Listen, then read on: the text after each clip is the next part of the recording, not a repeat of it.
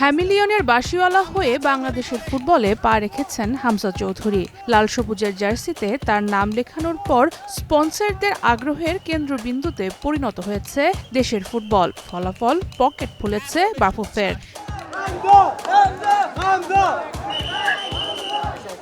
ফেডারেশনের হাওয়া বদল হলেও স্বভাবটা এখনো বদলায়নি। দেশের জার্সিতে শেষ 4 ম্যাচের ফি এখনো বুঝে পাননি হামজা সহ কোনো ফুটবলারই। কথায় আছে, অভাগা যেদিকে যায় সাগর শুকাইয়া যায়। হামজার বেলাতে হয়তো এমন কিছুই ঘটছে। নিজ দেশে ম্যাচ খেলে অর্থকড়ি না পাওয়া হামজাকে এবার তার ক্লাব লেস্টার সিটিও বড়দিনের মতো উৎসবের আগে দিতে পারছে না বেতন।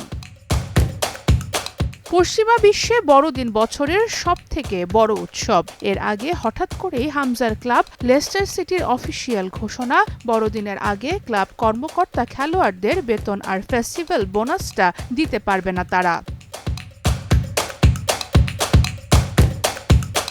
তবে ডিসেম্বরের এই পেরোল খুব বেশি দিন আটকে রাখবে না ইংলিশ ক্লাব লেস্টার সিটি। হামজাদের অ্যাকাউন্টে বেতন আর বোনাস পৌঁছে যাবে 31 ডিসেম্বরেই। লেস্টার নিজেদের জায়গা থেকে এই দেরির জন্য ক্ষমা চাইলেও বাফুফে এখনো নিশ্চুপ। ক্লাব প্রফেশনালিজম দিয়ে এই সমস্যার সুরাহা তো করে ফেলবে, কিন্তু বাফুফের প্রফেশনালিজম কবে ফিরবে সেটার কোনো হদিস এখনো পাওয়া যায়নি।